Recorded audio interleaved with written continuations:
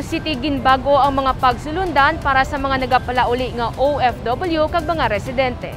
Sa listahan sang Iloilo City Epidemiology and Surveillance Unit subong nga bulan sang Agosto, 0.91% sa mga returning resident, 0.36% sa mga returning OFW, kag 0.18% sa mga APOR ang nagapositibo sa COVID-19.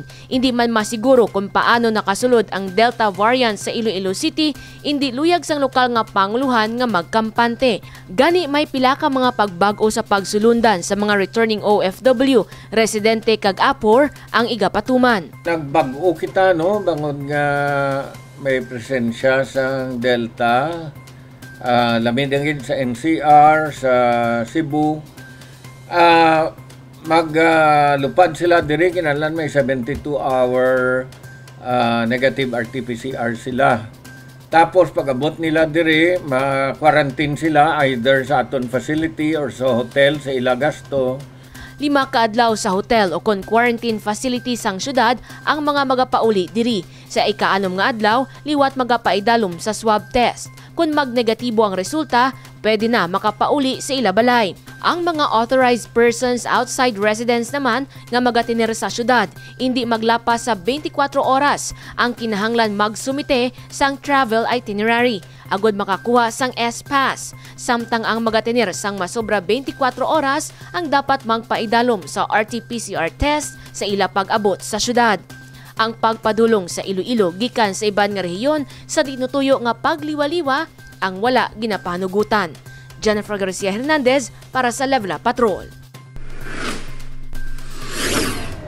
Masobra 65,000 doses ang COVID-19 vaccine nagabot sa syudad sang Iloilo. Kag pre-registration kinahanglan antes ang vaccination. Nagabot na sa syudad sang Iloilo sang Agosto 9 ang duga nga 65,120 doses sang COVID-19 vaccine. 50,120 doses diri ang Moderna vaccine kag 15,000 doses ang Sinovac vaccine. Luyag sang alkalde nga tayuyo ng pagpatigayon sang vaccine rollout agud malabot ang target population nga 85% o kon 525,000 ka mga individual ang mabakunahan sa Iloilo City. Sa dugang nga mga COVID-19 vaccine nga nagaabot sa syudad, nagalaom ang lokal nga panguluhan nga kada adlaw 10,000 ka mga pumulyo sa syudad ang mabakunahan. Samtang sumugod-subong ang mga vaccination centers ang hindi na magbaton sa mga magapabakuna nga wala nakapa-pre-register. Inibisan pa nga may ginauyatan nga ticket. Madamo sang luyag magpabakuna. Gani dapat on time ang paghatag sini sa mga may pre-registration na. Ang wala sang pre-registration apang may ginauyatan nga ticket ang igabutang sa katapusan sang listahan. Bukas ang mga registration sites sa mga barangay hall kag malls. Gani wala na sang rason pa nga hindi makaparehistro. Sa piyak nga bahin, madamo na sa mga Ilonggo ang kumpiyansa sa pagpabakuna bato COVID-19 virus. Kag madamo naman nga mga pumulyo sa syudad sang Iloilo ang nabakunahan. Sa listahan sang Iloilo City Government sa Agosto 6 sini nga tuig, 35.77% o kon 187,807 na ang nakabaton sang first dose.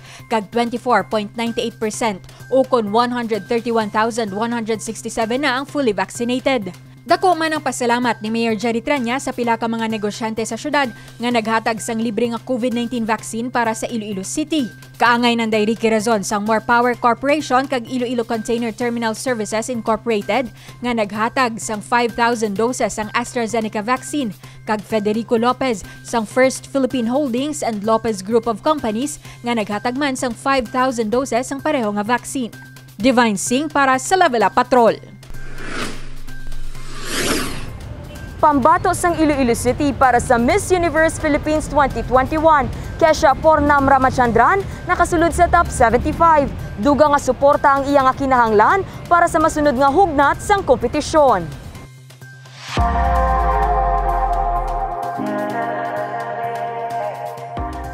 Pinasahi ang kaanyag sang Ilongga Beauty nga si Kesha Pornam Ramachandran para sa Miss Universe Philippines 2021. Si Kesha ang 20 anyos, biracial bangod sang Malay Indian sininga tatay. Isa man siya ka-veterana sa mga beauty pageants. Matandaan siya ang ginkoronahan nga hiyas ng Iloilo sang tuig 2016. Si Kesha man naging koronahan bilang mutya ng Pilipinas 2018 Tourism Queen of the Year. Nakuha man sini ang duha ka mga awards, Best in Swimwear kag Best in Evening Gown sa nasambit nga beauty pageant.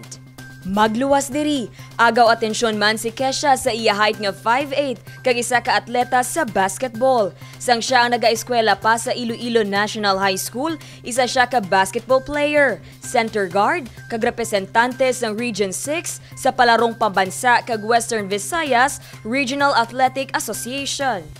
I'm also an aircraft mechanic. Sa subong, si Kesha ang nag-eskwela sa Asian College of Aeronautics Iloilo kag nagahandom mangini aircraft mechanic. Subong pa lang, lubos gid ang suporta sa mga Ilonggo fans para sa iya. Nakasulod si Kesha sa top 75 candidates sa MUPH 2021. Mayong adlaw sa tanan. I am Kesha Pornam Ramachandran. I know it's a mouthful, so just call me K. I'm 20 years old. I have 2 brothers and I'm the only girl. My papa's an Indian and my mama's a Filipina. Isa sa mga advokasya ni Kesha amo ang pagtatap sa mga katigulangan. Sang tuig 2019, ginbisita sini ang mga katigulangan sa Asilo de Molo para maghatag sang kalipay kag paglaom. Magluwas diri, iniman ang nagtukod sang donation drive, pinaagi sa pagpanghatag sang health kits sa mga estudyante sang Nabitasan Elementary School, kag gardening tools para naman sa mga gulayan volunteers.